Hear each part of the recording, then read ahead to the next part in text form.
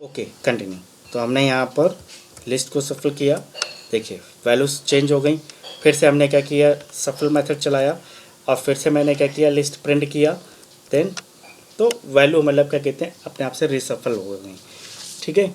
इसी तरह से अगर मैं बात करूँ यूनिफॉर्म मेथड, तो यूनिफॉर्म मेथड्स में क्या होता है जस्ट कि जैसे मान लीजिए मैंने लिखा प्रिंट किया, इसमें 2 पैरामीटर्स होते हैं यूनिफॉर्म मेथड्स में। तो मैंने लिखा रैंडम और डॉट यूनिफॉर्म, और हमने 2 वैल्यू दिया 5, 10।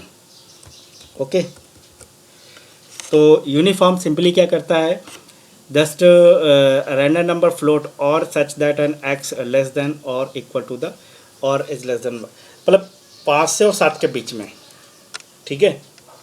ये आप जितनी बार भी चलाएंगे 5 से 7 के बीच में वैल्यू आएगी, 5 से 10 के बीच में वैल्यू आएगी, आप जितनी बार भी आप इसको चलाना चाहें। ठीक है। 10 से हमेशा नीचे रहेगी वैल्यू, ये ध्यान रखिएगा।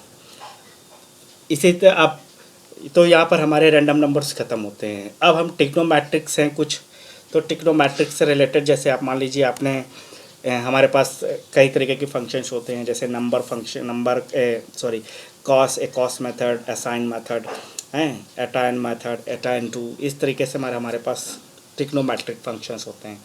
तो जैसे मान लीजिए यहाँ पर हम फिर से हमें क्या करना पड़ेगा, इंपोर्ट करना पड़ेगा, चूँकि ये मैथ मॉड्यूल्स के अंडर में है।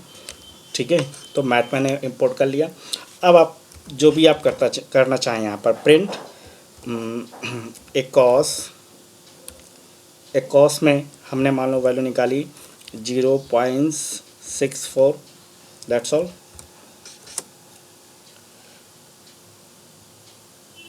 ओह सॉरी, यहाँ पर क्या है, हमें मैथ मॉड्यूल्स लिखना पड़ेगा, math dot अकॉस। Okay.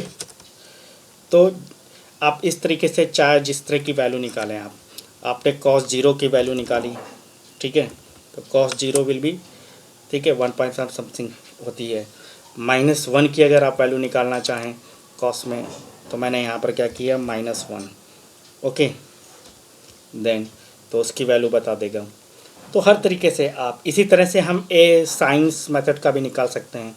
Sign method की मतलब जैसे वैल्यू कॉस में ये होती, तो साइन में कितनी होगी ये आपको बता देगा। ये मैथमेटिकल्स है। ओके। ये वैल्यू फिक्स्ड होती है मैथमेटिकल्स में, आप मतलब जो वैल्यू कैलकुलेट करके देता है। देन अब जैसे साइन 0 में कितनी वैल्यू आएगी, तो साइन 0 वैल्यू, ठीक, 0.0 होती है। ठीक है। तो इसी तरीके से हम अलग अलग तरीके से निकाल सकते हैं, साइन की वैल्यू भी फाइंड कर सकते हैं।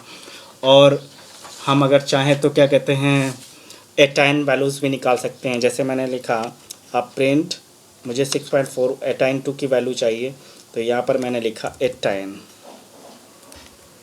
ठीक है। एटाइन वैल्यू और फिर एटाइन 0 की वैल्यू। ठीक। तो आपको निकाल के दे देगा tan 0 0 यहाँ पर। ठीक है।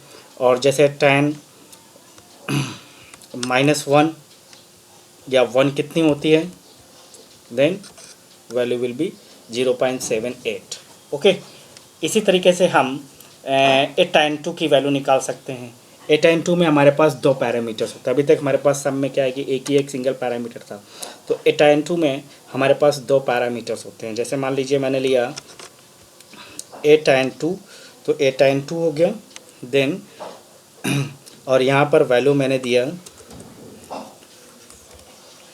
कॉमा 50। ओके। ये दोनों चाहे तो नेगेटिव या पॉजिटिव में आप ले सकते हैं, जस्ट आप जैसी मतलब चाहें। तो ये एक्चुअली क्या होता है कि y/x हो जाता है ये हमेशा।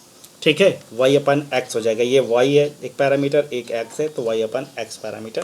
Then value will be going on -2। ठीक है। आप इसी तरह चाहे तो इनको पॉजिटिव में फाइंड अप कर सकते हैं, तो पॉजिटिव में भी इसी तरह की वैल्यू आपको मिल जाएगी। देन ठीक है। आप 10 और 20 के बीच में निकालना चाहते हैं, तो 8 and 10 में मैंने दिया 10 और